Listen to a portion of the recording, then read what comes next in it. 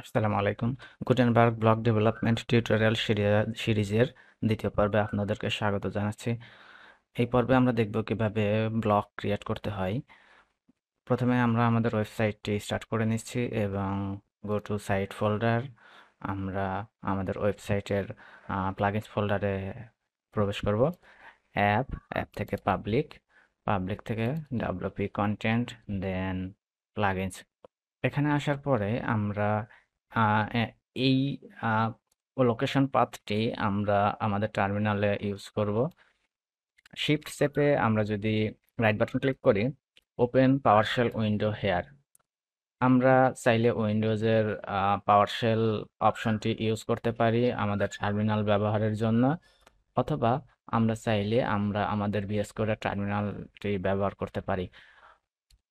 VS কোডের টার্মিনালটি ব্যবহার করার জন্য আমরা টার্মিনাল থেকে নিউ টার্মিনাল অথবা কন্ট্রোল চেপে ইএসসি বাটনের নিচে যে ব্যাকটিক নামে একটি বাটন রয়েছে সেটি যদি আমরা প্রেস করি, তাহলে আমরা আমাদের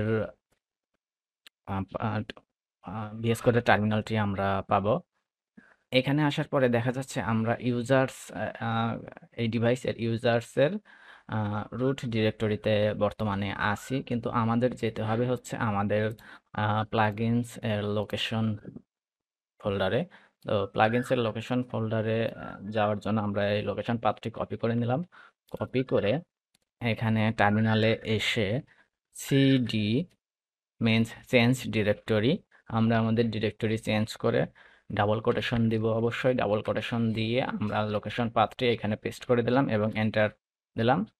তাহলে আমরা আমাদের প্লাগইনস ডিরেক্টরিতে এখন এই মুহূর্তে আছি। এখন যেটা আমাদের দরকার, আমাদের ব্লক ইনস্টল করতে হলে আমরা গুটেনবার্গ এর ডকুমেন্টেশন অনুযায়ী যে প্রসেস সেটা ফলো করব। গুটেনবার্গের ডকুমেন্টেশন ফলো করার জন্য গুটেনবার্গ ব্লক ডেভেলপমেন্ট নামে গুগলে সার্চ করতে হবে। সার্চ করার পরে ব্লক এডিটর হ্যান্ডবুক নামে যে ওয়েবসাইটটি আছে, আমরা সেখানে আসব। এখানে আসার পরে গেটিং স্টার্টেডে ক্লিক করব। গেটিং স্টার্টেডে ক্লিক করার পরে এখানে গুটেনবার্গ ব্লক রিলেটেড বিভিন্ন ডকুমেন্টেশন আছে, আপনারা চাইলে একের পর এক এখানে পড়াশোনা করবেন। আমরা চলে যাচ্ছি tutorial build your first block. এখানে আসার পরে আমরা যে কমান্ডটি আমাদের রান করতে হবে, এখানে দেখতে পাচ্ছি একটি কমান্ড রান করতে বলতেছে। তো এই কমান্ড যদি আমরা কপি করে এখানে পেস্ট করি, কমান্ডটি যদি একটু বোঝার চেষ্টা করি, npx তারপরে প্যাকেজ তারপরে কপিরাইট ডেট ব্লক, এটা হচ্ছে আমাদের প্রজেক্টের টাইটেল, আমাদের ব্লকের নেম হবে, এবং ভ্যারিয়েন্ট ডাইনামিক। গুটেনবার্গ ব্লক দুই ধরনের হয়, ডাইনামিক এবং স্ট্যাটিক। প্রথমে আমরা আমাদের ব্লকটি স্ট্যাটিক হিসাবে ডেভেলপ করব, এবং আমরা আমাদের ফোল্ডারের নেম বা প্লাগইন ব্লকের নেমটি আমরা চেঞ্জ করে দিতে পারি, কপিরাইট ব্লক বা যে কোনো কিছু। আমি কপিরাইট ব্লক রাখছি।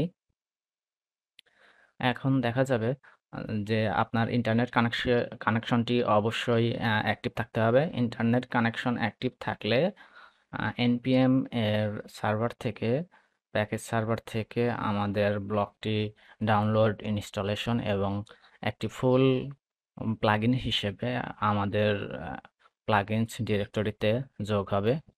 এখানে দেখতে পাচ্ছেন আমাদের প্রসেস স্টিল রানিং, বাট আমাদের এখানে অলরেডি একটি ফোল্ডার ক্রিয়েট হয়েছে এবং এর মধ্যে ফাইল একের পর এক যুক্ত হচ্ছে। এটি যখন কমপ্লিট হয়ে যাবে, তখন আমরা আমাদের প্লাগইনটি আমাদের ওয়ার্ডপ্রেস ড্যাশবোর্ডের প্লাগইনস লিস্টে আমরা দেখতে পাবো। ওকে, আমরা দেখতে পাচ্ছি আমাদের ইনস্টলেশন সম্পূর্ণ কমপ্লিট হয়েছে। প্লাগইন ইনস্টল কমপ্লিট হবার পরে আমরা যদি আমাদের প্লাগইনস ডিরেক্টরিতে যাই, তাহলে যেটা দেখতে পাবো, কপিরাইট ব্লক নামে একটি প্লাগইন অলরেডি ক্রিয়েট হয়ে গিয়েছে। আমরা আমাদের প্লাগইনস পেজে অ্যাডমিন থেকে যদি যাই তাহলে আমরা দেখতে পাবো যে আমরা যে নামে ব্লগটি ক্রিয়েট করেছিলাম সেই নামে একটি প্লাগইন দেখতে পাচ্ছি। এখানে আপডেট ওয়ার্নিং দেখাচ্ছে কারণ এটির স্ল্যাগ ওয়ার্ডপ্রেস অর্গের যে কোনো একটি প্লাগইনের স্ল্যাগের সাথে মিলে গেছে। তো আমরা আহ, এটি আপডেট করব না। অ্যাক্টিভেট করি।